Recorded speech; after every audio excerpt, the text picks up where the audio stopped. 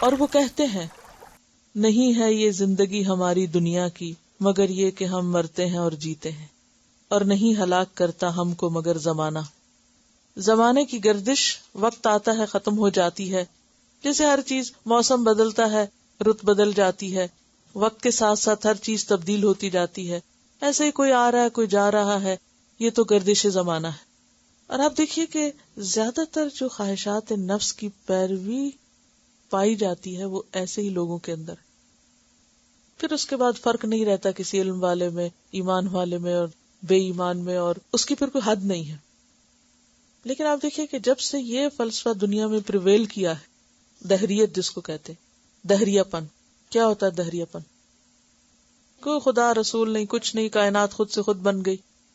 اس کے بعد جو حدود ٹوٹی ہیں اور جو فطرت کے نظام میں خلل پڑا ہے، اور یہ انڈسٹریل ریولوشن کے ساتھ یہ چیز آئی ہے.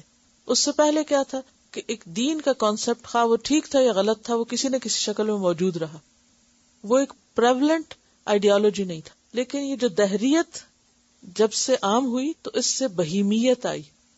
مین از اے ریشنل اینیمل بن گیا. اور اینیمل کا کیا کام ہوتا ہے؟ پھر کھاؤ پیو مزے کرو، جو دل چاہے کرو. جانور کے کوئی سونے کا ٹائم ہوتا ہے؟ ان کا بھی شاید ہوتا ہو، لیکن ان کے سونے جاگنے کا کوئی ٹائم نہیں، ان کے کھانے پینے کے کوئی اوقات نہیں، سارا دن چرتے رہتے ہیں. کبھی آپ غور کریں گارڈن میں آ کے پرندے بیٹھتے دیکھتے تھے تو سارا وقت کھانے کی تلاش میں تھے. میں ایک دن بیٹھ کے کھا رہی تھی، میں دیکھ رہی تھی میں کہہ رہی تھی کہ ان کی نظر کہیں اور جا ہی نہیں رہی سوائے اس کے کہ ان کو کھانے کی چیزیں چاہیے یا اپنا بچاؤ کہ ہمیں کوئی کچھ نہ کہے. تو یہ ایک بہیمت الانام، تو اس سے یہ بہیمیت ہے. لیکن یہ کہ ایک ہوتی ہے انسانیت، ایک انسانیت ہوتی ہے کہ انسان کے دائرے میں عقل سے کام کرنا، اور ایک ہوتا ہے بہیمیت جس میں عقل نام کی کوئی چیز نہیں، صرف خواہش نفس ہے. آپ نکاح کرو یا نہ کرو، جہاں چاہو اپنے من کی مرضی پوری کر لو، جس کے ساتھ چاہو رہ لو، جس کو چاہو چھوڑ دو. یعنی کہ فریڈم آف چوائس کا غلط استعمال. اللہ نے ہمیں فریڈم آف چوائس اس لیے نہیں دی تھی کہ ہم پھر جو چاہیں کریں، اور اس کو ہم اپنے رائٹ اور اپنے حق کی خاطر سب کے رائٹ خراب کریں. مثلا ایک شخص نے کہا نا کہ میں سب کچھ چھوڑ سکتا ہوں مسلمان ہو کے، زنا نہیں چھوڑ سکتا. یعنی آپ صلی اللہ علیہ وسلم کے پاس اس نے کہا کہ میں سب چیزیں چھوڑ، زنا نہیں چھوڑ سکتا، آپ کو اس کی مجھے اجازت دینی پڑے گی. تو آپ نے اسے کچھ نہیں کہا، آپ نے فرمایا اچھا بیٹھو تم، کیا تم چاہو گے کہ تمہاری بہن کے ساتھ کوئی ایسا کرے؟ یہ تو میں نہیں چاہوں گا. تمہاری بیٹی کے ساتھ؟ نہیں یہ بھی نہیں چاہوں گا. تمہاری ماں کے ساتھ؟ نہیں یہ بھی نہیں چاہوں گا. تو پھر تم کسی کی ماں اور کسی کی بیوی اور کسی کی بیٹی اور کسی کی بہن کے ساتھ کیوں کرنا چاہو گے؟ تو اس کو سمجھ آ گئی. اس نے کہا میں چھوڑتا ہوں یہ بات، میں آج کے بعد زنا نہیں کروں گا. سمجھ آ گئی نا بات. آج آپ دیکھیں کہ ہم یعنی ایسی تمام قباحتوں کو حلال کیے ہوئے، جائز کی کیا فریڈم ہے، جو جس کا جو جی چاہے کرے.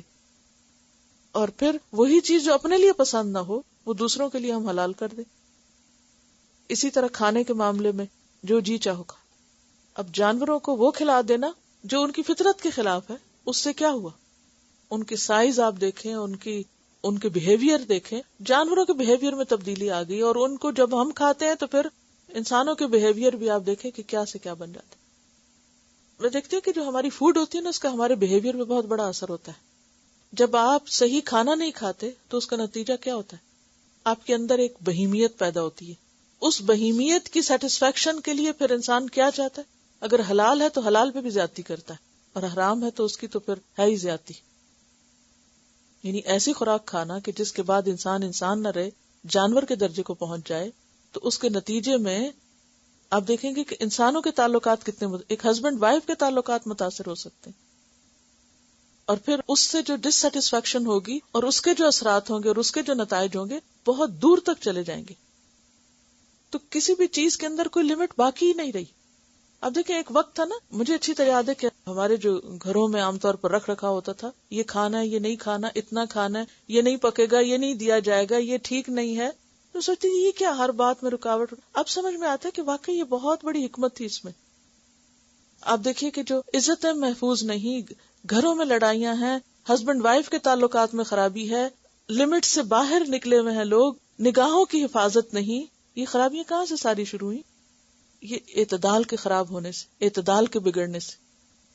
نہ ہم نے اپنی عقل سے کام لیا، نہ کوئی سینسز سے کام لیا، نہ وہ روایات جو ایک تجربے سے ثابت شدہ تھی کہ کیا ٹھیک ہے اور کیا نہیں، ان کو بھی پامال کیا، دین اخلاق کو بھی پامال کیا. نتیجہ کیا ہے؟ دن بدن فساد بڑھتا ہی چلا جا رہا ہے. ہر دوسری جگہ لڑائیاں ہیں، فساد ہیں، تعلقات کا بگاڑ ہے، عورت اپنے دائرے سے باہر ہے، مرد اپنے دائرے سے باہر ہے. سکون کہاں گیا؟